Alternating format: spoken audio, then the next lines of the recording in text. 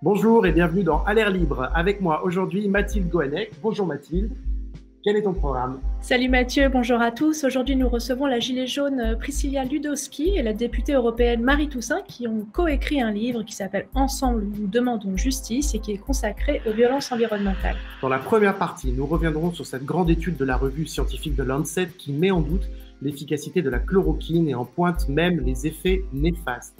Avec Aurélien Taché, ancien député de La République En Marche, et un chercheur en sécurité informatique, Baptiste Robert, il sera question de l'application de traçage des malades du Covid, Stop Covid. On croyait qu'elle avait du plomb dans l'aile, et pourtant elle revient en discussion cette semaine au Parlement, on en parlera avec eux. Et puis nous prendrons des nouvelles du procès pour corruption du Premier ministre israélien Benjamin Netanyahou, qui vient de s'ouvrir à Jérusalem. Ce procès pour corruption que Bibi voulait à tout prix éviter. Je vous rappelle les deux adresses, vous pouvez nous écrire à l'airlibre@mediapart.fr pour vos témoignages et covid@mediapart.fr pour vos informations d'intérêt général. Mais d'abord, avant de commencer, le coup de chapeau du jour revient à une jeune femme. Elle s'appelle Camélia Jordana, elle a 27 ans, c'est une chanteuse populaire découverte il y a 11 ans dans l'émission Nouvelle Star. C'est aujourd'hui une actrice et voilà ce qu'elle a dit samedi soir sur France 2. Je veux bien que vous contestiez les ordres d'un gouvernement qui demande de taper les manifestants, ça oui. Mais les flics Moi, je parle pas des manifestants, je parle des hommes et des femmes qui vont travailler tous les matins en banlieue et qui se font massacrer pour nulle autre raison que leur couleur de peau. C'est un fait. En fait, s'il y avait autre chose que des non-lieux en permanence, s'il y avait autre chose qu'une Assa Traoré qui se fait mettre en examen, Assa Traoré est mise en examen, elle a d'autres frères en prison aujourd'hui. Oui, mais j'entends. Si on avait autre chose que ça comme image, peut-être que les flics ne seraient pas détestés, en fait. À un moment, il faut envoyer un signe à un peuple, en fait. Il y a des hommes noirs et des hommes et des femmes noires, et des hommes arabes et des femmes arabes qui se font contrôler quotidiennement, qui se font fracasser aujourd'hui en confinement. C'est pas possible, en fait. Parler avec des mots simples et percutants des violences policières à la télévision, et même aller au bout de sa pensée, que n'avait-elle osé faire? Le ministre de l'Intérieur, Christophe Castaner, a dénoncé, je cite, des propos mensongers et honteux qui, je cite encore, alimentent la haine et la violence. Le syndicat de police Alliance a annoncé avoir saisi le procureur de la République, une nouvelle star de la bêtise, a jugé méchamment le syndicat de commissaires de la police nationale. Alors le surgissement des violences policières à la télévision, c'est une chose tellement rare que ce genre d'échange nous frappe, tout comme nous frappe la détermination dans cet extrait de la jeune femme, détermination à poursuivre sa démonstration face à l'écrivain Philippe Besson, qui chroniqua avec admiration en 2017 la conquête du pouvoir par Emmanuel Macron. Depuis cette vidéo, la jeune femme a proposé à Christophe Castaner de poursuivre la discussion avec lui lors d'un débat télévisé. L'équipe d'À l'air libre, d'ailleurs, se ferait un plaisir de l'organiser. En attendant, Camélia Jordana, ce qu'elle a dit n'a rien de choquant. Elle décrit au contraire une réalité, la peur de la police, les abus policiers, réalité vécue par des millions de Français, racisés ou non, réalité largement documentée et qui inquiète d'ailleurs de nombreuses ONG et des institutions internationales.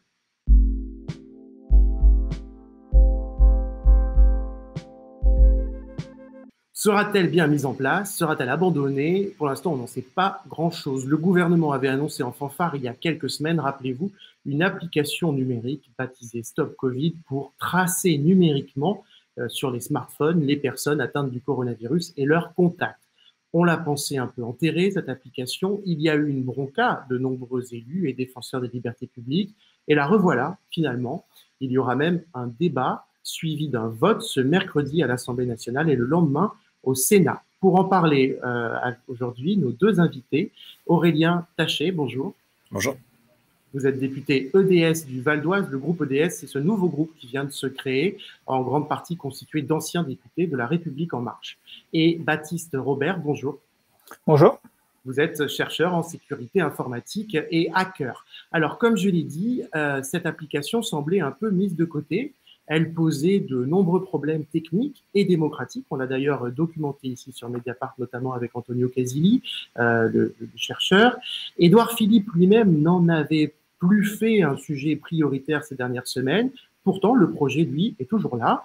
Il y a même eu, a-t-on appris, une phase de test de 3 jours la semaine dernière. Et donc, le sujet arrive désormais très concrètement à l'Assemblée nationale. Première question à tous les deux. Est-ce que vous pensez que cette application sera bel et bien mise en place, qu'elle verra bel et bien le jour? Aurélien Taché. Écoutez, en tout cas, si le Parlement est saisi et au regard de ce que dit encore le secrétaire d'État national au numérique, Cédrico, c'est bien dans l'intention de la faire entrer en application. Alors, on verra bien ce qu'il ressort des débats, et peut-être que ça peut, je l'espère, avoir une influence sur ce lancement ou non, mais on peut encore penser que, en effet, c'est bien aujourd'hui ce que souhaite le gouvernement. Baptiste Robert, là-dessus. En effet, comme a dit M. Taché, on voit bien qu'ici, la volonté est de pouvoir lancer cette application vers le 2 juin. Aujourd'hui, il y a une réelle volonté de déployer cette application depuis le début, malgré toutes les critiques et les problèmes qu'on a vus, qu'on a pu voir, que ce soit en France ou à l'étranger, sur ce type d'application-là. Et malgré tous ces problèmes-là, on voit bien qu'il y a une détermination de la part, particulièrement de Cédrico, de pousser au déploiement de cette application envers et contre tout. Donc, on va voir ce qu'il en est effectivement à la suite des débats et à la suite du passage au niveau du Parlement et du Sénat. Aurélien Taché, là-dessus, vous êtes d'accord, cette détermination du gouvernement à avancer dans ce projet malgré les différents problèmes qui ont été soulevés? On va d'ailleurs y revenir. De la part du secrétaire d'État au numérique, c'est très clair. Après, de la part du gouvernement, du Premier ministre, du Président? Là, je n'ai pas la réponse. On verra ce que les débats au Parlement donnent et comment le chef du gouvernement tranchera in fine. Alors, c'est intéressant de savoir si vous avez justement les mêmes critiques à adresser à cette application. Aurélien Taché, j'ai pu lire, je ne sais pas si c'est la réalité, vous allez me dire que cette application Stop Covid était un des aspects, pas le seul, mais un des aspects qui avait fait que vous aviez pris cette démarche de quitter le groupe majoritaire. Vous aviez exprimé vos désaccords, en tout cas, avec cette application. Qu'est-ce qui vous gêne dans ce projet fondamentalement? Alors, ça a surtout été une des raisons qui m'ont conduit à quitter le mouvement de La République En Marche plus que le groupe parlementaire, parce que le délégué général du mouvement, Stanislas Guerini, s'est tout de suite positionné en tant que chef du parti politique auquel j'appartenais à ce moment-là, comme étant résolument favorable, avec un argument que moi je qualifierais finalement de solutionnisme technologique, c'est-à-dire qu'on voit que dans la philosophie politique qui est celle de La République En Marche aujourd'hui, il y a une tendance assez naturelle à finalement rechercher des réponses techniques à un certain nombre de questions de société fondamentales sans forcément au préalable avoir vraiment débattu sur le plan éthique, sur le plan du projet de société, pour savoir si oui ou non ce type de solutions sont souhaitables. Moi, je ne suis absolument pas technophobe, bien au contraire. Je pense vraiment que la révolution numérique que nous vivons depuis maintenant plusieurs années peut accoucher de progrès partagés par le plus grand nombre, mais à condition d'avoir un certain nombre de débats philosophiques et éthiques au préalable. Et je considère par exemple que sur ce traçage numérique, nous n'avons pas eu ces débats-là, qu'il y a un risque effectivement d'avoir des techniques comme ça qui sont déployées de plus en plus massivement, avec des possibilités pour l'État de surveiller, de réguler nos libertés, sans que finalement nous nous soyons vraiment demandé si c'est ça la société dans laquelle nous voulons vivre. Les exemples, même si sur le plan technique ne sont pas totalement comparables, mais les exemples que l'on peut par exemple voir en Corée du Sud ou ailleurs, peuvent laisser craindre que sans un vrai encadrement de ces technologies, sans un vrai débat de fond, nous puissions finalement, au nom de cette exigence de sécurité qui peut, si on tire le fil, justifier toute forme de restriction aux libertés, aller vers des solutions où effectivement la liberté individuelle est totalement mise de côté au profit d'une forme d'efficacité, par exemple en matière de santé. C'est ça, Baptiste Robert, le solutionnisme numérique dont parle Aurélien Taché, c'était un des problèmes que vous pointiez? En effet, là, on est vraiment en plein. Le Stop Covid, c'est vraiment l'illustration parfaite du solutionnisme technologique. Plus que ici, en réalité, le métier de contact traceur, le contact tracing, c'est pas lié à une application. En France, on l'a tout de suite lié à une application, mais en réalité, c'est un métier qui est fait par des professionnels de santé et qui existe depuis des décennies. C'est d'ailleurs mis en place par ailleurs en ce moment.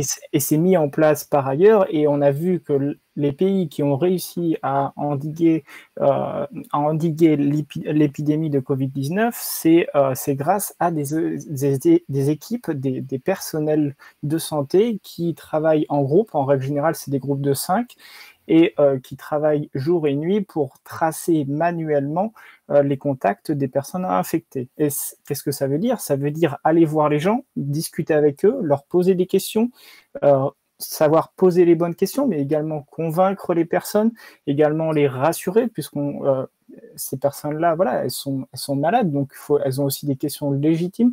Donc, le contact tracing, être un contact traceur, c'est un réel métier.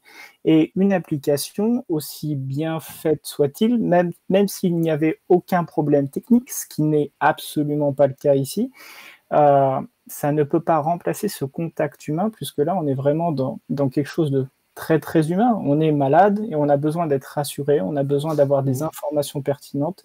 Et c'est pas parce qu'on va avoir une notification sur son téléphone portable qui va nous dire que peut-être, potentiellement, avec une certaine marge d'erreur, on a croisé quelqu'un qui était malade, qu'on a réglé le problème. Absolument pas.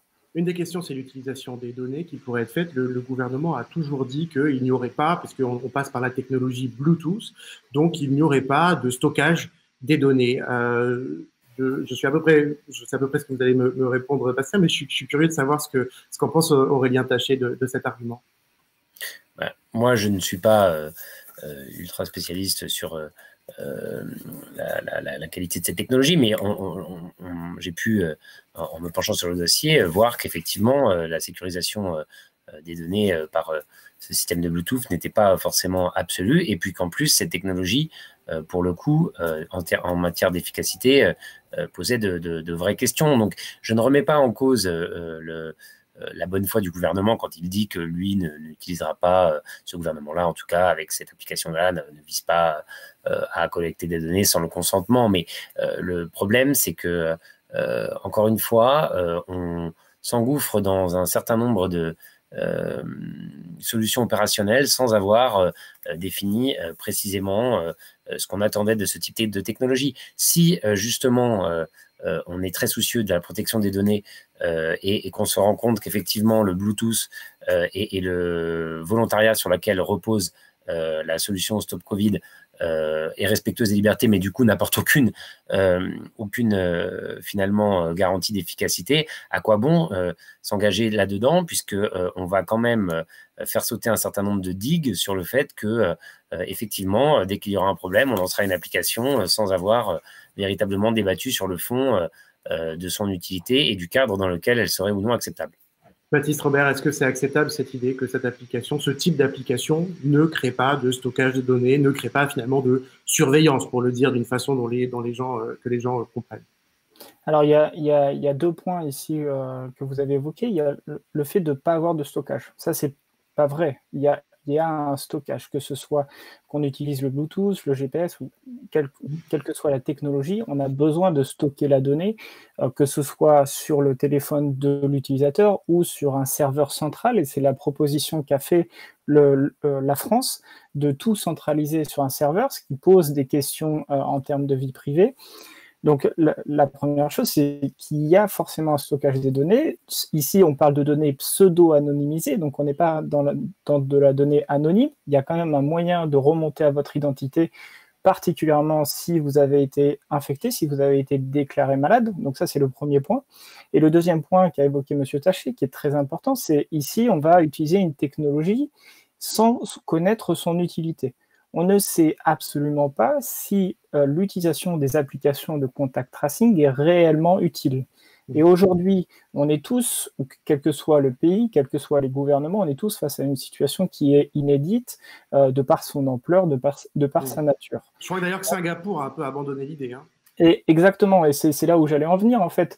C'est-à-dire qu'on commence à avoir un retour d'expérience sur les pays qui ont déjà lancé depuis plusieurs mois une application de contact tracing. Et aujourd'hui, on a des pays qui sont pas si loin que nous, pas si loin que ça. On a l'Islande, donc en Islande par exemple, on a 40% de la population qui a installé l'application. L'Islande, c'est une île, c'est un peu moins de 400 000 habitants. Et 40% de la population ont installé l'application et le chef des contacts traceurs sur place, le responsable des contacts traceurs, a dit dans un interview très récemment que ça ne servait pas à rien, mais pas loin, que ça leur avait servi sur quelques cas, mais c'était très marginal.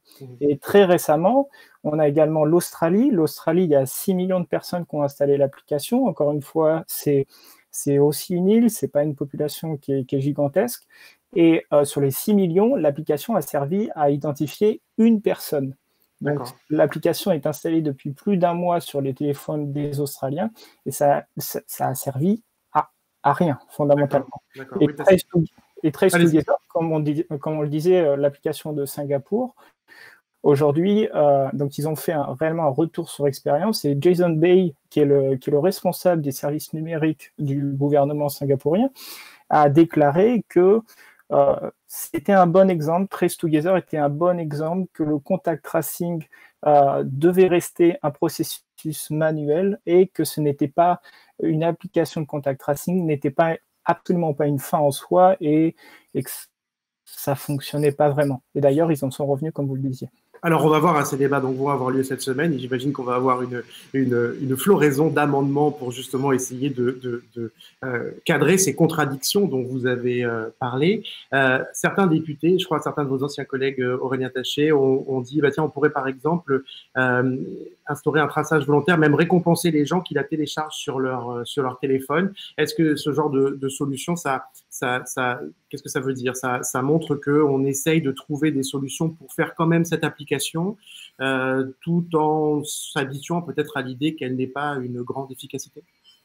C'est ce qu'on peut craindre en tout cas. Donc, il faut que le gouvernement ait à un moment souhaité examiner toutes les possibilités quand on était au cœur de la crise du Covid. C'est normal, je veux dire, on lui aurait reproché de ne pas l'avoir fait. Mais quand on s'aperçoit que sur le plan des principes, on n'a pas eu le temps d'avoir un débat qui soit suffisamment important. On avait par exemple beaucoup entendu à ce moment-là les uns ou les autres nous dire oui, mais ceux qui contestent par exemple, est-ce qu'ils ont réellement est-ce qu'on les a déjà entendus sur la question de l'utilisation de nos données personnelles par les GAFAM ou autres? Mais moi, je ne cesse de dire que justement, il faut pouvoir avoir ce débat-là. Moi, à titre personnel, je suis assez favorable aux thèses qui consistent à dire qu'on devrait avoir en tant qu'individu un droit de propriété sur nos données personnelles. Peut-être qu'à d'ailleurs, on pourrait réfléchir à savoir aussi ensuite quelles sont celles que l'on souhaite mettre en commun, notamment pour faire progresser la santé. Mais je préférerais que ce soit dans un cadre comme celui-ci et vraiment dans un but de recherche et de faire progresser la santé après, effectivement, qu'on ait bâti une forme de socle juridique et philosophique suffisamment important pour réfléchir à ces questions-là de manière sereine, que de s'engouffrer, alors même que justement les grandes questions fondamentales sur la propriété des données personnelles ne sont pas réglées, dans une application technique qui ne vise en plus qu'à surveiller les gens et pas tellement à faire progresser quoi que ce soit en matière de santé. Donc non, je pense que quand le gouvernement a vu tout ça, il aurait dû en rester là, d'autant que même sur le plan technique, ça a été dit par Baptiste Robert et par bien d'autres, on voit bien que les choses ne sont pas mûres. Donc quand ce n'est mûr ni sur un plan finalement principiel, ni sur un plan opérationnel, il faut tout simplement passer à autre chose et remettre le débat à plus tard. Peut-être abandonné. Donc merci à tous les deux. On va voir comment cette discussion parlementaire évolue. Aurons-nous le 2 juin une application sur nos téléphones et quelle en sera la forme? Tout cela reste encore aujourd'hui assez mystérieux. Merci beaucoup Aurélien Taché, député EDS du Val d'Oise, et Baptiste Robert, chercheur en sécurité informatique. Bonne journée à tous les deux.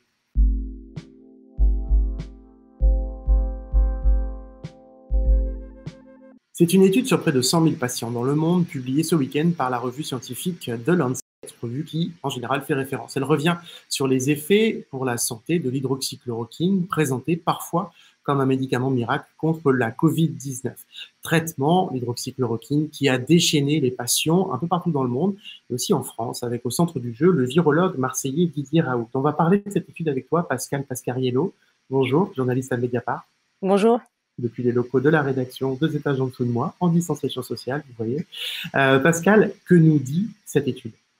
Alors, cette étude, elle est rétrospective, c'est-à-dire qu'elle s'est basée en fait sur des dossiers médicaux entre le mois de décembre 2019 et avril 2020 pour des patients qui étaient hospitalisés atteints du Covid-19. Qu'est-ce qu'elle dit ? Elle se base déjà sur près de 100 000 dossiers médicaux. D'un côté, on a un bras dit de contrôle, c'est-à-dire 81 000 patients qui n'ont pas reçu de traitement, et de l'autre, 14 888 précisément, ont reçu un traitement donc à base de chloroquine, d'hydroxychloroquine, qui était seule, chacun d'entre eux, de chacune de ces molécules, ou associée à l'antibiotique, notamment l'antibiotique qui était promu par le professeur Raoult. Donc, que dit au final cette étude ? C'est que pour les personnes qui n'ont pas eu de traitement, le taux de mortalité est de 9,3% précisément, et en moyenne pour ceux qui ont reçu le traitement, ce taux de mortalité est de 13%. Donc, il y aurait un taux de mortalité supérieur lorsqu'on suit le traitement.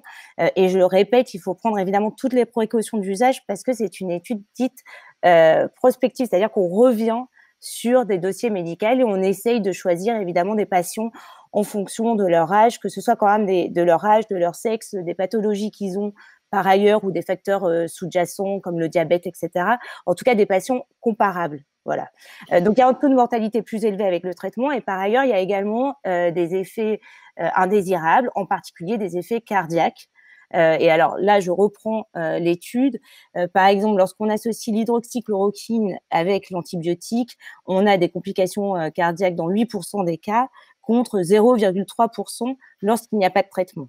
Voilà. Alors Pascal, il y a évidemment beaucoup de débats, les débats scientifiques, les études vont se poursuivre autour de l'hydroxychloroquine. Tu avais déjà documenté les risques possibles liés à ce traitement il y a quelques semaines. Tu disais notamment qu'au moins 83 cas de troubles cardiaques graves et plusieurs décès ont été observés en France avec ce traitement. Est-ce que donc ces résultats qui montrent qu'en tout état de cause, il y a des alertes sanitaires importantes sur la chloroquine sont surprenants ? Alors, ils ne sont pas surprenants parce qu'il y avait déjà des alertes qui avaient été lancées. Donc, chronologiquement et brièvement, reprenons en tout cas dès le 30 mars la revue indépendante, la revue médicale Prescrire, met en garde contre ces traitements dont on connaît les effets indésirables au niveau cardiaque. Alors, souvent d'ailleurs, les critiques sont de dire, en tout cas les personnes qui soutiennent ce traitement disent, mais alors comment ça se fait que depuis des décennies, ces molécules sont prescrites sans effets indésirables ? Alors, il faut bien considérer que là, il s'agit en fait d'un contexte différent. Ce sont des personnes qui sont atteintes déjà du Covid. Les posologies parfois changent. Il y a l'association avec un antibiotique. Donc, le contexte est très différent que lorsqu'elles sont prescrites habituellement contre les lupus ou contre le palu. Voilà, c'est pas le même contexte. Donc, évidemment, les effets secondaires peuvent être plus fréquents. Par ailleurs, il y a eu 2 études qui ont été également publiées, une française et une américaine notamment, et une chinoise, dans des journaux notamment comme British Medical Journal, qui montraient effectivement le peu d'efficacité de ces traitements et les effets, là encore, indésirables au niveau cardiaque. Donc, c'est pas la première fois que ce traitement est remis en cause. Voilà. Alors Pascal, le professeur Raoult en France, qui est devenu une personnalité médiatique et qui a quasiment fait partie du paysage politique maintenant, puisque Emmanuel Macron a été le visiter et lui parle, nous dit-on, n'est pas le seul à faire la promotion de la chloroquine. Elle a également été défendue par le président américain Donald Trump, qui a même affirmé la semaine dernière en prendre pour se protéger. On regarde. And a lot of good things have come out about the hydroxy. A lot of good things have come out. And you'd be surprised at how many people are taking it, especially the frontline workers, before you catch it. The frontline workers, many are taking it. I happen to be taking it. Hydroxychloroquine? I'm taking it, hydroxychloroquine. When? Right now, yeah. A couple of weeks ago, I started taking it. Because I think it's good. I've heard a lot of good stories. Alors voilà, Donald Trump qui dit prendre de l'hydroxychloroquine, dit prendre parce qu'avec Donald Trump, Il faut toujours vérifier, on n'est jamais vraiment sûr de ce qui sort de sa bouche. Pascal, on le voit avec cette vidéo de Trump, en tout cas, il y a, et avec les débats en France autour de Didier Raoult, de la figure de Didier Raoult, il y a un aspect presque guerre de croyance autour de cette molécule. Il y a ceux qui y croient et ceux qui n'y croient pas. Et cette bataille, bien sûr, elle se centre en France sur la figure de Didier Raoult. Toi qui as travaillé sur ce virologue connu, hein, qui est Didier Raoult, mais aussi sur les effets sanitaires de la chloroquine, on en a parlé. Qu'est-ce que t'inspire cette bataille presque culturelle? Elle est très, elle révèle vraiment le contexte dans lequel on vit actuellement. C'est-à-dire qu'effectivement, moi, au début, quand j'ai commencé à travailler sur ce traitement ou sur le professeur Didier Raoult, c'est déjà, il faut le savoir, c'est qu'il n'y a aucun sujet qui n'est interdit. Et de la même façon qu'on a travaillé sur les autres membres du comité scientifique, sur leur conflit d'intérêts, il était aussi naturel de s'intéresser à ce traitement et à ce professeur qui prenait la parole publiquement pour le proposer. Les critiques que j'ai pu avoir très vite Quand tu as publié les 2 articles, hein, voilà, autour de la chloroquine et de Didier Raoult. Suite à ces publications, les critiques, c'est cette journaliste est payée par les laboratoires pharmaceutiques, cette journaliste fait la communication, voire du gouvernement. Enfin, vraiment des critiques que j'allais dire plutôt infondées, en tout cas très personnelles, parce que le débat est impossible. La raison est impossible sur ce sujet parce que ce traitement est apparu. Je dirais, il y a 2 raisons. Enfin, en tout cas, selon moi, la première, c'est que effectivement, dans un moment où tout le monde était perdu, où le gouvernement mentait sur les masques, comme nos enquêtes ont pu le montrer, ce traitement représentait un espoir pour tous. Ce professeur se présentait en plus comme un professeur indépendant. Bon, c'est pas forcément le cas. Donc, c'était aussi un moyen de contestation, j'allais dire, politique. Donc, il y a à la fois un côté très religieux, entre guillemets, c'est-à-dire on veut croire, on veut se raccrocher à un espoir à un moment donné où on n'en a pas beaucoup et où on est un peu démuni dans un moment de crise qu'on n'a jamais vécu, où on doit se confiner de cette façon, et à la fois parce qu'il représente un moyen aussi de contester une élite, de contester un pouvoir politique qui a failli, évidemment, et qui est bien loin de sa population. Donc, c'est ça qu'a incarné ce professeur Raoult, contre toute attente, j'allais dire, parce que finalement, lui-même est très aussi pro-système, entre guillemets. C'est un professeur émérite qui a reçu des prix, quand bien même depuis ses méthodes sont quelque peu contestées au niveau scientifique. Il est soutenu, je le rappelle, par un ancien ministre, Douste Blazy, qui fait partie de son conseil d'administration, aux côtés de Renaud Muselier, qui est aujourd'hui président du conseil régional PACA. Il y a aussi le maire Estrosi qui le soutient. Enfin, voilà, il est parmi les membres fondateurs de l'Institut. On retrouve la fondation Mérieux, rattachée au laboratoire Mérieux. Voilà, il n'est pas la figure de l'antisystème, mais il a voulu le représenter, cette figure-là, et c'est vrai qu'une partie de la population a voulu y croire. Ce qu'on peut comprendre dans un moment comme ça, où on se sent démuni. Moi aussi, j'aurais bien aimé que ce traitement marche. Hélas, c'est pas le cas. Et en tout cas, moi, en tant que journaliste, je ne m'interdis aucun sujet. Et je ne pense pas que le fait de critiquer cette figure ou ce traitement, ou en tout cas, sans le critiquer, travailler dessus, ce n'est pas être acquis au camp adverse. Parce que finalement, c'est ça, on ne peut pas réfléchir, il y a 2 camps qui s'opposent et la réflexion n'est plus possible. C'est ça ce que révèle, hélas, ce traitement et le professeur Raoult. Merci Pascal, on lit tes enquêtes sur Mediapart. Merci beaucoup. Merci.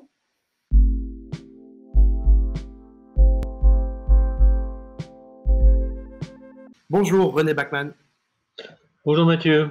Bonjour, tu es journaliste à Mediapart, spécialiste du Proche-Orient, et tu as publié ce week-end sur le site un article que je vous invite à lire, Israël, Netanyahou, enfin face à ses juges.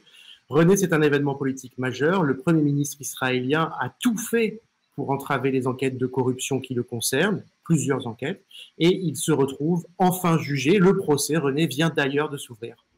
Le procès s'est ouvert hier, en effet, mais il faut dire qu'il avait effectivement, comme tu l'as dit, il avait tout fait. Il a même mis son pays dans une crise parlementaire qui a duré plus d'1 an. Il a provoqué 3 élections législatives successives en vain pour essayer de faire élire une majorité qui voterait à l'immunité. Il n'a pas réussi. Il a réussi à se faire réélire. Il a réussi à garder son poste de Premier ministre, mais il n'a pas réussi à empêcher le procès. Et le procès s'est ouvert hier. Qu'est-ce qui est reproché à Benjamin Netanyahou exactement, qui risque plusieurs années de prison? Du point de vue juridique, il est reproché 3 délits très importants: corruption, fraude et abus de confiance. Il faut se souvenir, pour mesurer l'importance de ce truc-là, c'est que c'est la première fois qu'un Premier ministre israélien est jugé en fonction. Vous avez déjà eu un problème avec Olmert, mais c'était longtemps après ça qu'il est cessé. Là, il est en fonction, il est jugé pour 3 trucs très importants. Pour l'un, il est accusé de la corruption, il est accusé d'avoir reçu 280 000 $, pardon, de cadeaux, du champagne, des cigares, des voyages en avion, des trucs comme ça. Pour l'autre, il est accusé, il n'y a pas de somme d'argent qui est évoquée, mais il est accusé d'avoir utilisé son pouvoir pour obtenir d'un réseau de télécommunications des communications, d'une couverture de presse favorable. Pour le troisième, c'est un peu la même chose, mais là, il y a beaucoup d'argent en cours, parce que grâce aux bontés qu'il a eues pour un patron de réseau de communication, c'est aussi le patron d'un réseau d'information, il a fait gagner à ce type 500 millions de $, ce qui n'est pas rien quand même. Et René, donc il y a des tensions extrêmes autour de ce procès. On sait qu'évidemment Benjamin Netanyahou a une base extrêmement fidèle et 2 personnalités de ce procès illustrent un petit peu ces tensions. Avichai Mandelblit, le procureur qu'il a mis en examen, un procureur de droite nommé par Netanyahou lui-même, qui est d'une très grande sévérité avec les faits reprochés à Benjamin Netanyahou, et puis aussi une procureure de district qui s'appelle Liat Ben-Ari, qui est elle-même menacée de mort. Est-ce que tu peux nous en dire plus? Oui, ils sont tous menacés de mort en fait. Il ne faut pas oublier qu'on est dans un pays où le fanatisme politique atteint un tel degré qu'on a déjà tué un Premier ministre quand même. Hein. Ça n'arrive pas dans tous les pays, même au Proche-Orient. On a tué Yitzhak Rabin pour des raisons politiques. Avichai Mandelblit est d'autant plus menacé de mort qu'il est considéré comme un homme qui a trahi sa cause, parce qu'il est de droite. Il est pratiquement aussi à droite que Netanyahou. Je me souviens que quelques années, il avait prononcé un jugement extraordinaire sur l'utilisation des armes de fragmentation au Liban, en expliquant que c'était parfaitement licite. Donc on ne peut pas dire que ce soit un homme souple, que ce soit un homme de gauche. Et Liat Ben-Ari n'a pas les mêmes positions politiques, mais enfin elle a des positions politiques qui ne sont pas celles d'une gauchiste. Ce qu'on sait d'elle, c'est qu'elle était extrêmement sévère avec tous les politiciens vénaux. Et ce qui explique la situation dramatique et très tendue d'aujourd'hui, c'est que face à la justice, Netanyahou s'est toujours défendu en disant qu'il était victime d'un complot. C'est-à-dire qu'il ne se présente pas comme un type qui se défend de délits qu'il aurait accomplis. Il se défend d'un complot qui serait organisé contre lui par la gauche, les intellectuels, les policiers, les magistrats, ce qu'il appelle l'État profond et la justice. Un peu comme Donald Trump, finalement, c'est un peu les mêmes ouais. échos. Voilà, la même chose qui est mobilisée. Est-ce que ce procès pourrait remettre en cause la carrière politique de Netanyahou, alors qu'il a réussi justement, comme tu le disais, à se maintenir au pouvoir, qu'il est toujours aujourd'hui le Premier ministre israélien? Bon, je ne suis pas si sûr, moi, parce que d'abord, le procès va durer très très longtemps, et on compte au moins sur 1 an. Là, par exemple, il s'est arrêté hier, les audiences ne reprendront que le 19 juillet. Donc ça va s'étendre sur pas mal de temps. Dans 18 mois, théoriquement, Netanyahou ne sera plus Premier ministre, il sera vice-Premier ministre, puisque c'est Gantz qui lui succédera au poste de Premier ministre, c'est un poste tournant. Mais il risque fort à ce moment-là de se présenter à la candidature pour être président de l'État d'Israël. Si c'est le cas, il sera pendant 5 ans ou 7 ans exempt de toute poursuite. Donc il se mettra à l'abri de toute poursuite. Alors, ce qui risque de se passer quand même, c'est que pendant les séances qui auront lieu, les séances du procès, les sessions qui auront lieu, on va apprendre beaucoup de choses sur sa manière de se comporter. Un magistrat israélien m'a dit que ce procès avait la caractéristique particulière de porter sur les choses qui sont les plus caractéristiques de son comportement personnel. Il y a l'attrait pour l'argent, l'attrait pour le pouvoir, l'attrait pour les belles choses. On s'aperçoit là que le discours qu'il tient, qui est un discours d'un politicien qui prétend défendre sa liberté, défendre le fonctionnement de l'État d'Israël, et la réalité des raisons pour lesquelles il est poursuivi sont des raisons de fric, grosso modo, et d'influence. Il y a une distance entre les deux qui est énorme, qui peut déplaire finalement au public. Alors, l'aspect cocasse même de ce procès, c'est qu'il va se dérouler à Jérusalem-Est. Pourquoi est-ce si symbolique? C'est cocasse si on a beaucoup d'humour, mais ça peut être... ouais, c'est vrai. C'est cocasse si on a beaucoup d'humour. C'est une espèce de grimace du destin, parce que ce type est un grand défenseur, comme tu sais, de l'annexion et de l'occupation. Et il se trouve que le tribunal dans lequel il est jugé se trouve à Jérusalem-Est, c'est-à-dire, à proprement parler, du point de vue de la loi internationale, pas en Israël, mais en territoire palestinien occupé. Parce que Jérusalem-Est, c'est du côté oriental de la ligne verte, qui sépare Israël à l'ouest et le territoire occupé à l'est. Mais grâce aux gens de droite, des gens d'Israël et même d'une partie des gens de gauche, comme nous le savons, la partie droite, la partie est de Jérusalem a été annexée de fait, pas légalement, mais de fait, il y a déjà longtemps. Et il n'empêche que c'est dans un territoire annexé et occupé que Netanyahou est aujourd'hui jugé. C'était une espèce de grimace de destin. Alors René, dernière question. Benjamin Netanyahou a promis pendant les campagnes électorales à répétition qu'a connue Israël l'annexion prochaine de la Cisjordanie s'il restait Premier ministre, annexion partielle de la Cisjordanie. On parle de quelque chose autour de cet été. Est-ce qu'il va vraiment le faire? Il peut le faire cet été. Il y a un accord qui a été conclu entre Trump et lui, ce qu'on appelle l'accord du siècle, qui est une dénomination un peu ridicule. Cet accord prévoit que l'Israël pourrait annexer une partie des territoires palestiniens à partir du mois de juillet. Alors, il y a beaucoup de gens qui nous disent qu'il aurait tort de le faire, une partie des militaires, le chef d'état-major même n'est contre, pour des tas de raisons, notamment militaires, mais aussi politiques. Il peut le faire pour être sûr de gagner sa cause, les habitants des territoires qui seraient annexés, les colons plus généralement, et la droite israélienne plus globalement encore. Il a besoin de leur donner des gages pour leur montrer qu'il fait ce qu'ils demandent et qu'il est sur la même ligne qu'eux. Et s'il fait ça, ce sera pour gagner de la popularité, pour qu'il soit derrière lui au moment où il se défendra contre les magistrats. Donc il peut le faire. Oui, on voit bien aussi le lien entre l'opportunité politique et ce procès qui se dessine pour lui. Passer pour une victime une fois de plus et profiter et mettre en avant cette annexion pour justement peut-être faire oublier d'autres turpitudes. Merci beaucoup René Bachmann. On te lit sur Mediapart et je te propose d'écouter ensemble Simone. Elle a enregistré pour À l'air libre son single Dans mes rêves, le premier extrait de son album qui sortira à la rentrée. On l'écoute et vous retrouvez ensuite Mathieu Gohanek avec ses deux invités.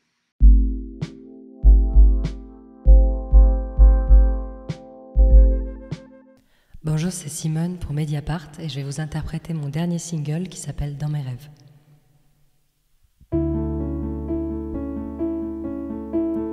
Des clairs de lune au ciel couvert, on apprend en bataille, on fait sa diva tout l'hiver. Au printemps, on se taille. Dans mes rêves, c'est l'amour qui fait la loi. Même en rêve, tu es là, plus vrai que moi. Des aventures, on en aura. Je t'emmène, on va où? Un jour ici, un jour là-bas. J'ai le choix, après tout. Dans mes rêves, c'est l'amour qui fait la loi. Même en rêve, tu es là, plus vrai que moi. C'est comme s'il pleuvait des étoiles, 6 pieds sous terre. Ta lumière, juste assez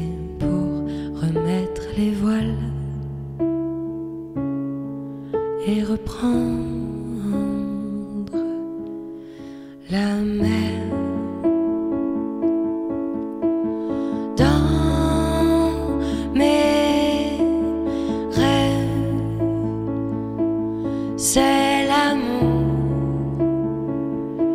qui fait la loi.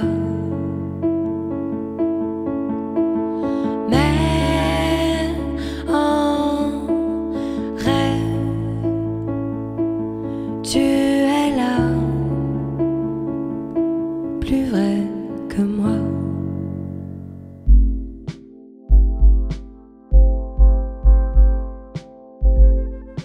Merci à Simone et on enchaîne donc sur la deuxième partie d'Alerte Libre avec nos deux invités, Priscilla Ludowski, entrepreneuse et gilet jaune, et Marie Toussaint, juriste en droit international de l'environnement et députée européenne d'Europe Écologie Les Verts, à l'occasion de la sortie de leur livre jeudi prochain chez Massot Éditions. Il s'appelle « Ensemble, nous demandons justice ». Bonjour à toutes les deux.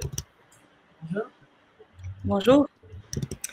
Bonjour, ce titre est une sorte de pied de nez à l'opposition largement factice entre le mouvement des Gilets jaunes et le mouvement écolo. Vous ne vous connaissiez pas, écrivez-vous dans cet ouvrage, mais alors pourquoi ce livre ensemble, justement, et maintenant? Peut-être l'une ou l'autre, comme vous voulez. Alors avec Marie, on s'est rencontrés à la base. C'est un espace, en fait, où plusieurs militants se rencontrent pour soit débattre, soit des conférences organisées, ou simplement organiser des actions et travailler simplement sur les causes que les militants défendent. Et à cette occasion-là, on a échangé et on était toutes les deux en fin d'année 2018 sur une pétition qu'on avait lancée chacune, mais qui ne s'opposait pas, malgré ce qui a été dit, et trop dit. Et je pense que le travail qu'on a conclu jusque-là avec ce bouquin, c'était de surtout démontrer qu'on ne pouvait plus aborder la question de l'écologie sans traiter des sujets de la vie quotidienne, des sujets de société, de social, de tout ce qui entoure la vie de terrain. Et opposer nos combats, c'était, je pense, pour moi, stratégique d'un point de vue politique, afin que les gens ne se rendent pas compte vraiment qu'il y avait justement des luttes liées, des luttes qui pouvaient faire écho à la société si jamais les gens se rendaient compte que justement, elles n'étaient pas dissociables.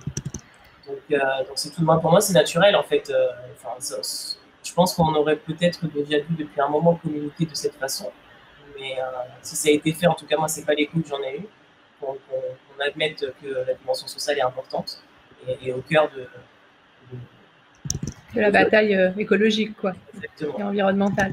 Dans le livre, justement, en préambule, vous dites ça très clairement, la défense de l'environnement a parfois nuit à l'égalité sociale. Est-ce que vous pouvez nous expliquer, Marie Toussaint, peut-être, de comment les deux combats ont pu s'opposer à certains moments et à certains endroits? D'abord, ils se sont opposés par erreur. Mais on a effectivement eu des environnementalistes, et je vais remonter un peu dans le temps et me déplacer un peu dans l'espace, mais il y a eu des environnementalistes qui, à commencer par les États-Unis, puis en exportant leur modèle en Amérique latine ou en Inde, ont créé des grands parcs avec vocation de préserver la vie sauvage, mais en expulsant des populations qui vivaient là, les populations amérindiennes d'Amérique du Nord, puis d'Amérique du Sud, puis les populations indiennes en Inde. Donc ça a été un moment particulier qui risque de se reproduire d'ailleurs, parce que quand on parle de rendre payant l'accès au parc naturel, on est bien dans ce type de dynamique. Et quand on demande la mise en place de politiques écologistes, parfois, le résultat, c'est effectivement de porter atteinte à l'égalité sociale. Je crois à la taxe carbone, ça en a été l'une des illustrations, quoi. On voulait une taxe carbone, mais avec une redistribution, mais avec un réaménagement du territoire aussi. En fait, comme il y a eu une taxe carbone toute seule, qui était par ailleurs beaucoup plus élevée pour les citoyens et les citoyennes pour les entreprises, on a créé de l'égalité sociale. Voilà, donc ça, c'est aussi la volonté qu'on a de dire que ça, c'est pas possible et que à chaque fois qu'on agit pour l'environnement, pour agir pour la justice. Pourquoi? Tout simplement parce qu'on veut protéger la planète, justement pour pouvoir protéger tout le monde, mais a fortiori les plus vulnérables, qui sont toujours les premiers frappés par les crises. Il y a déjà eu un quantité de livres qu'on a chroniqué aussi ici à Mediapart d'appels sur la reconnaissance des crimes environnementaux, traitant aussi de la question de l'écocide, donc la question de la reconnaissance juridique du crime environnemental. Vous choisissez toutes les deux un angle assez particulier qui est celui des victimes, en fait, de repasser par le bas et de faire parler celles qui sont directement concernées par ces violences. Pourquoi avoir choisi cette manière de procéder, Priscilla Ludowski? Parce que simplement, les mesures, lorsqu'elles sont faites, pour moi, sont mal articulées. Marie le disait par rapport à la taxe carbone, c'est la volonté de dire oui, on doit financer une transition écologique et tout le monde doit y participer, tout le monde doit y contribuer. Mais à côté de ça, on ne prend pas en compte le fait que les gens ont des difficultés dans certains secteurs à se déplacer autrement que par les véhicules. Elles ne peuvent pas forcément avoir accès à tous les produits. On dit consommer mieux, mais encore faut-il avoir les moyens de le faire. On met en place des mesures plutôt punitives, plutôt que de mettre des choses en place qui relèvent de l'accompagnement, et c'est le problème en fait. Et pouvoir expliquer quels sont les impacts sur les populations, c'est un moyen de mettre l'alerte sur comment la mesure devrait être construite normalement, si elle tenait compte des réalités de terrain. Et je pense que personnellement, le mieux, c'est d'expliquer ce que les populations vivent au quotidien, ce par quoi elles sont impactées lorsque ces crimes sont commis, entre guillemets, par les sociétés, parce que là, on parle de l'environnemental, mais les mesures aussi, quand elles sont mises en place, elles ont aussi un effet sur la population, elles touchent pas mal au pouvoir d'achat. Et en l'occurrence, de dire par secteur, par région, par ville, peu importe, mais de prendre un exemple concret de terrain et de dire voilà ce que cette mesure a pour impact, voilà ce que tel crime causé par telle société a pour conséquence. C'est un moyen aussi d'informer les gens qui n'ont pas conscience de ça. C'est un moyen de dénoncer davantage, parce qu'il y a déjà des gens qui dénoncent sur place, il y a des collectifs, des associations qui dénoncent un certain nombre de choses mais ne sont pas forcément entendues. Et c'est un moyen pour nous d'aider à continuer à propager ces alertes-là, en fait. Et quoi de mieux que par le témoignage, en fait, de ces personnes qui vivent au quotidien, qui luttent pour que ça ne se produise plus, en fait. Et donc, ça forme une espèce de... Oui, pardon, allez-y. Allez-y, Marie, tout ça. Si je peux ajouter un point, c'est que la fin de ce que dit Priscilla, c'est vraiment important. C'est-à-dire qu'on est dans une société où on écoute souvent les experts, on écoute beaucoup les élus, on écoute les responsables d'administration.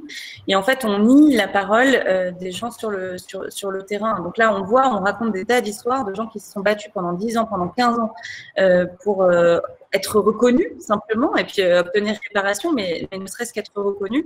Et ce qu'on voit beaucoup quand on oppose l'environnemental et le social, c'est aussi parce qu'on ne tient pas compte des luttes des gens sur le terrain. Les gens, ils luttent pour leur cadre de vie, que ce soit en Outre-mer, dans les Antilles contre le chlordécone, que ce soit en Guyane pour se protéger des mines d'or, que ce soit dans la vallée de l'Orbiel pour se débarrasser des déchets toxiques qui traînent. En fait, toutes ces populations-là, on leur donne jamais la parole. Et si on leur donne la parole, alors on réconcilie l'environnement et le social, parce que les gens qui défendent leur propre cadre de vie, leur milieu de vie, mais en fait, ils se battent aussi pour la planète. Donc, c'est aussi contribuer à redonner cette voix. On parle un peu des subalternes dans la littérature. Voilà. Et c'était l'idée aussi de redonner la parole aux subalternes et de contribuer à cet effort-là pour pouvoir mieux à la fois œuvrer pour le social et l'environnemental et donc pour la justice. Et du coup, vous écrivez cette espèce de tour de France des victimes des violences environnementales et sociales. C'est ce que vous venez de dire, les subalternes. Effectivement, ça pourrait être un sous-titre sur ce que ces violences produisent. On peut peut-être rentrer dans le cœur du livre, justement, et expliquer ce que les uns et les autres vivent, avec quand même des choses que j'ai découvert, notamment la situation des gens du voyage et leur statut de victime plus, si je puis dire. Vous rappelez que plus de 70%, par exemple, des aires d'accueil pour les gens du voyage sont installées dans des environnements pollués, dégradés. Elles ont été les victimes de grandes catastrophes environnementales et sanitaires type Lubrizol, mais aussi type AZF, et le rappel est important. Tout le monde s'en fiche, manifestement. Vous remettez un coup de projecteur là-dessus. Voilà. Est-ce qu'il y a des super victimes parmi les victimes, des gens qui cumulent d'une certaine manière les violences à leur égard? Bah oui, les gens dont on ne parle pas, souvent on les rend victimes de tout, puisque on les cache. Les gens du voyage, c'est typique, on les met très loin des regards. Et donc, ce qui leur arrive finalement n'intéresse personne et ce qu'ils ont à dire n'intéresse personne. Sur les chiffres que vous avez donnés, moi, je veux juste préciser que c'est typique, c'est-à-dire qu'on n'essaye pas de renseigner, de créer des données publiques pour que vivent les gens. Et en l'occurrence, les données qui sont dans ce livre, elles ont été recensées, enfin, voilà, elles ont été créées, notamment par l'action de gens du voyage eux-mêmes. En l'occurrence, il s'agit ici de William Maker, qui a fait ce travail d'aller recenser, etc. Donc, on est obligé de créer des données par nous-mêmes, finalement, parce que personne ne s'intéresse à ce que vivent ces populations. Donc, c'est vraiment voilà, on met des gens très loin du regard et du coup, ça nous permet de rien avoir à faire pour eux. Thierry Udowski, vous avez dans le mouvement des Gilets jaunes tout de suite aussi tenu à mettre un coup de projecteur sur la situation en Outre-mer. C'est aussi le cas dans ce livre-là, Ensemble, nous demandons justice. Vous rappelez ces lanceurs d'alerte Gilets jaunes réunionnais sur la leucose bovine, donc maladie liée aux conditions d'élevage, et qui ne semble ne pas être prise au sérieux de la même manière qu'on soit à La Réunion et en métropole. Vous rappelez aussi bien sûr le chlordécone aux Antilles, l'empoisonnement des terres, l'empoisonnement de l'eau, l'empoisonnement des hommes, mais aussi les projets miniers et leur paillage illégal en Guyane. Donc voilà, toutes ces violences environnementales, est-ce qu'elles sont aussi des violences post-coloniales? Oui, je pense que c'est un schéma qui se reproduit dans la société que de reproduire ce schéma-là, c'est-à-dire de s'installer quelque part, d'asservir les gens présents, de faire les choses sans consulter la population locale. C'est quelque chose qui se fait depuis toujours, depuis les colonisations, et c'est vraiment un problème dans les Outre-mer, parce que ce sont des luttes transverses à ce qui se passe aujourd'hui. On a en 2009, on se souvient du mouvement LKP qui a duré un certain nombre de jours et qui a bloqué l'île et qui partait d'ailleurs de la taxe carbone. Et du coup, pareil, ce sont des luttes qui sont invisibilisées parce qu'on n'est pas forcément très bien informé. Jusqu'à aujourd'hui, beaucoup ont dit qu'on n'a pas été soutenu, on n'a pas été vu, on n'a pas été entendu par la population ici. C'est très compliqué lorsqu'on a des choses à dénoncer de se faire entendre, que ce soit dans les Outre-mer ou que ce soit ici. C'est pas facile. Et c'est sûr que la problématique dans les Outre-mer, c'est qu'effectivement, on a des familles qui sont installées là depuis très longtemps, des familles descendantes d'esclavagistes, qui ont la main mise sur tous les commerces et sur la majorité des commerces présents, qui exercent un monopole absolu sur ces îles-là, et qui ont eu à l'époque des autorisations, des facilités, qui ont obtenu un certain nombre d'autorisations pour notamment introduire le chlordécone et d'autres types de pesticides pour pouvoir ensuite cultiver la banane et d'autres légumes. Et ce sont des schémas comme ça qui se reproduisent un peu partout, c'est-à-dire on arrive, c'est une histoire de business, de sous. Il y a de l'influence sur les gouvernements, en l'occurrence sur le gouvernement français, qui a produit à chaque fois ces autorisations pour polluer ces sols-là, et qui jusqu'à aujourd'hui ne reconnaissent pas leurs responsabilités. Et c'est vraiment un problème. Et effectivement, c'est encore plus problématique au niveau des anciennes colonies, puisqu'il y a ce passif-là qui existe et qui est très présent jusqu'à Vous dites pas entendu, manifestement pas entendu les autorités publiques, mais pas non plus entendu des milieux militants de métropole. Est-ce qu'on a quand même aussi cette fracture entre les Outre-mer et la métropole de ce point de vue-là? Je pense que la première problématique, c'est l'information. C'est-à-dire que c'est très difficile de faire passer les informations et ce qui se passe localement au niveau des Outre-mer. On n'est pas très bien informé. Et d'ailleurs, un autre exemple qui prouve qu'il y aura encore une autre fracture territoriale, on va dire une fracture audiovisuelle, c'est la fermeture bientôt de France O, qui va encore couper court à toute transmission d'informations. Il n'y avait déjà pas beaucoup de programmes, mais c'était volontaire, parce qu'il fallait que le CSA justifie la fermeture en disant qu'il n'y avait pas de liberté, n'est-ce pas? Donc du coup, France O ferme, et comment faire passer les informations? France Antilles est sur la sellette. Donc tout passe aussi par la transmission d'infos. On a les réseaux sociaux, ça fonctionne d'une certaine manière, mais c'est une alliance de plusieurs médias qui fonctionne. C'est pas simplement les réseaux sociaux qui vont informer les gens sur ce qui se passe. La continuité territoriale, à ce niveau-là, elle n'existe pas. Donc oui, c'est sûr que quand on ne sait pas ce qui se passe de l'autre côté, comment on peut soutenir, comment on peut transmettre les infos, comment on peut se rendre compte de l'ampleur de la situation, et c'est pas facile. Peut-être qu'avant de poursuivre, je vais vous proposer qu'on regarde ensemble cette petite vidéo sur la montée des eaux dans les Hauts-de-France. C'était fin septembre, la mer submergeait la digue de Wimereux. Pas de gros dégâts, mais un sérieux avertissement. Les jours de grande marée et de grand vent, Wimereux est donc vulnérable. Pire peut-être si le niveau de la mer continue de monter. La mer, elle sera plus forte que nous. Donc à partir du moment où la mer va monter, ce ne sera pas nous qui rendrons des terres à la mer, c'est la mer qui reprendra des terres. Et obligatoirement, puisque sauf à faire des murailles comme la muraille de Chine pour protéger les villes qui seront en dessous avec tous les risques qu'on a, mais je vois mal comment on ne pourrait pas faire ça. Mais c'est pas pour demain. Hélas, demain risque d'arriver très vite, si l'on en croit le dernier rapport des experts du climat rendu le mois dernier à Monaco. Ce qui est sûr, c'est que le niveau des océans grimpait d'1,5 mm par an au siècle dernier, 3 fois plus vite ces dernières années. Si par contre on émet toujours plus de gaz à effet de serre, alors dans ce cas-là on pourrait avoir dans nos estimations, sur la base des travaux scientifiques, jusque plus d'1 mètre à horizon 2100. Et surtout, c'est quelque chose qui va se poursuivre. Voilà, le tableau est sombre et il est très près de nous. Hein. C'est un sujet qu'on a tendance à oublier, mais il touche la France aussi. Et ce que vous portez dans votre livre, c'est cette question-là. Vous faites le portrait de Marilyn, donc, qui est au chômage, qui vit dans le Pas-de-Calais, où une personne sur 5 vit sous le seuil de pauvreté.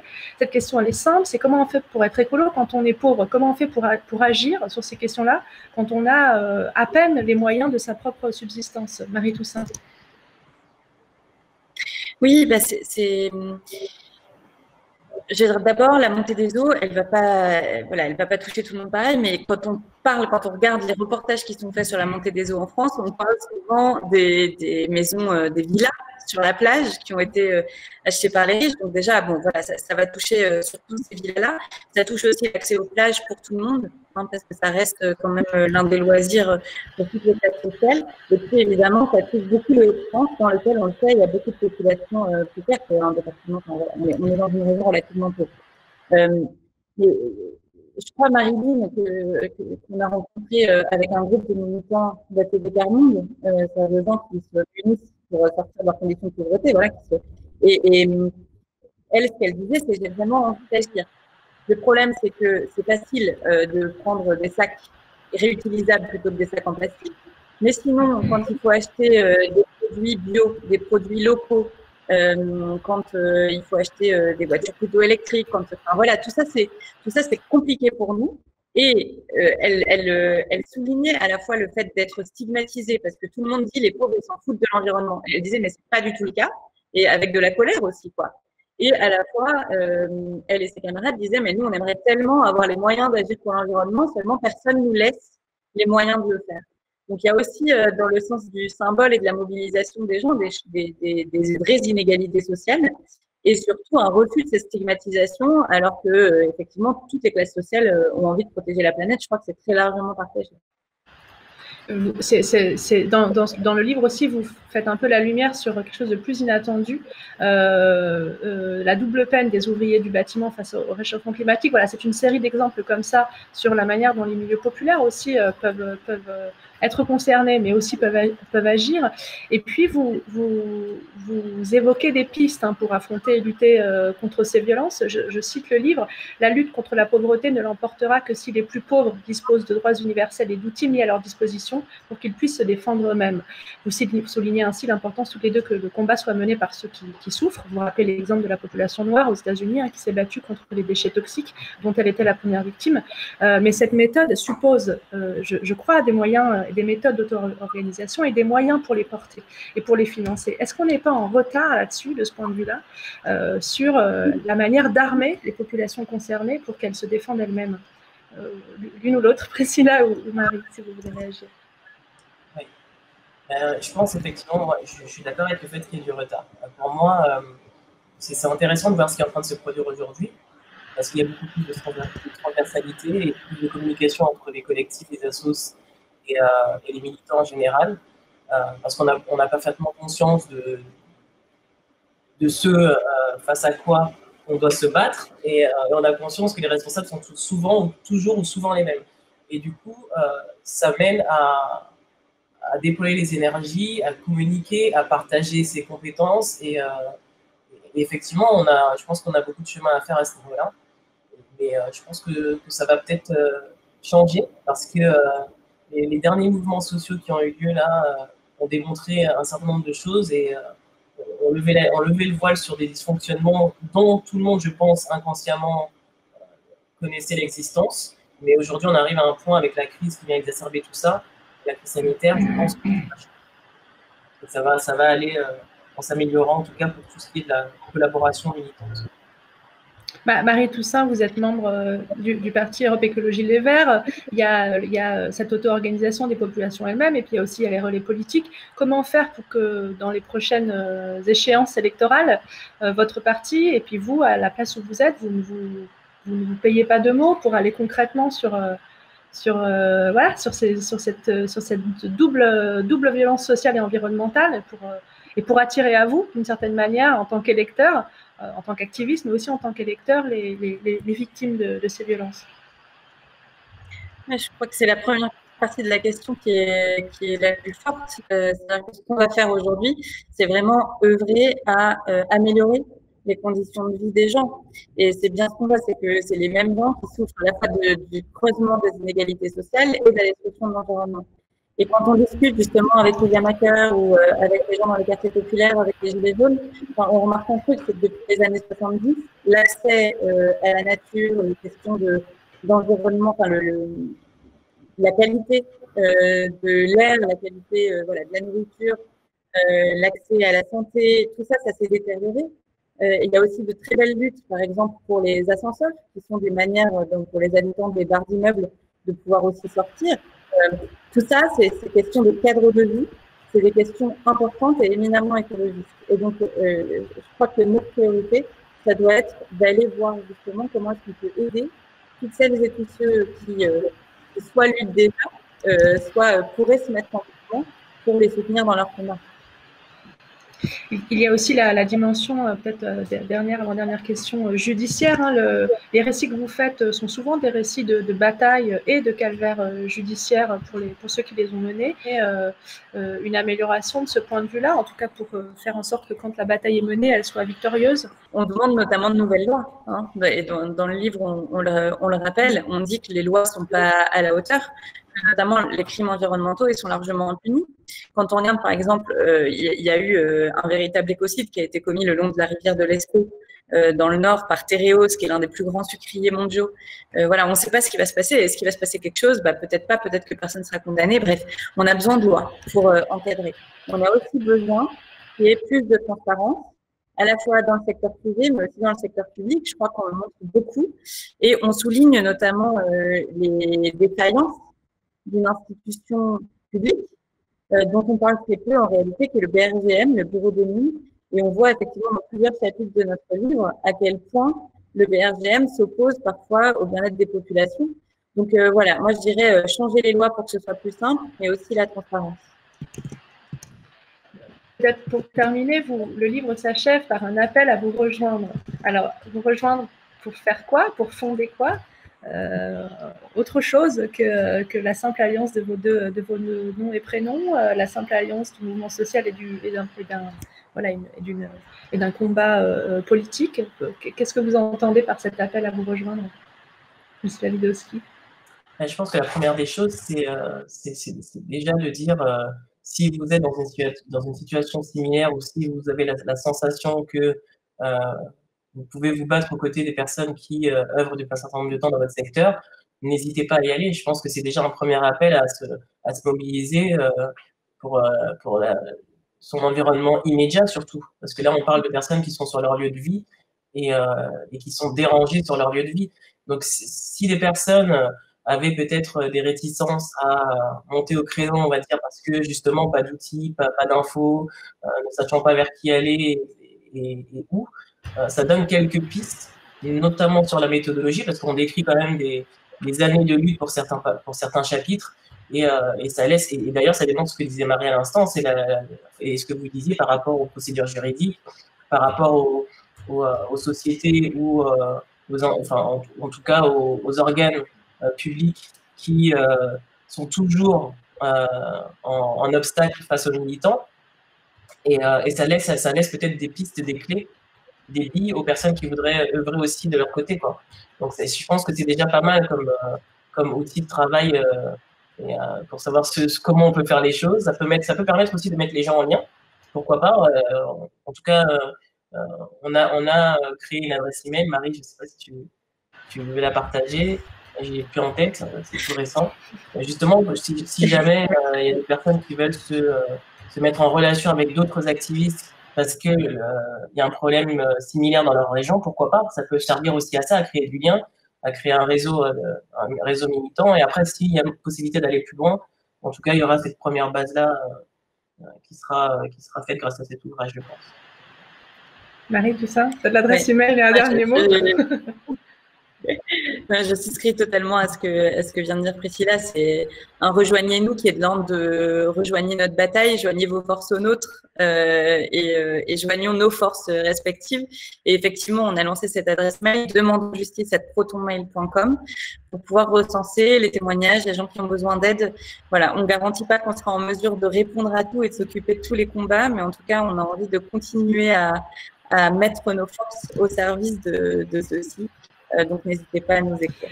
Très bien, mais écoutez, merci d'avoir été avec nous, Marie Toussaint, Priscilla Ludowski. Le livre s'appelle « Ensemble, nous demandons justice », je vous en prie. Il sort le 28 mai, c'est jeudi. Et pour tous les autres qui nous regardent, bonne soirée à tous. Merci. Merci beaucoup, Mathilde Goannec. On te retrouve demain à l'Air Libre. C'est terminé pour aujourd'hui. Merci beaucoup à Christophe Gognaud qui nous a aidé à préparer cette émission. Pour nous écrire, je vous rappelle, à l'airlibre@mediapart.fr. Prenez soin de vous. Bonne soirée.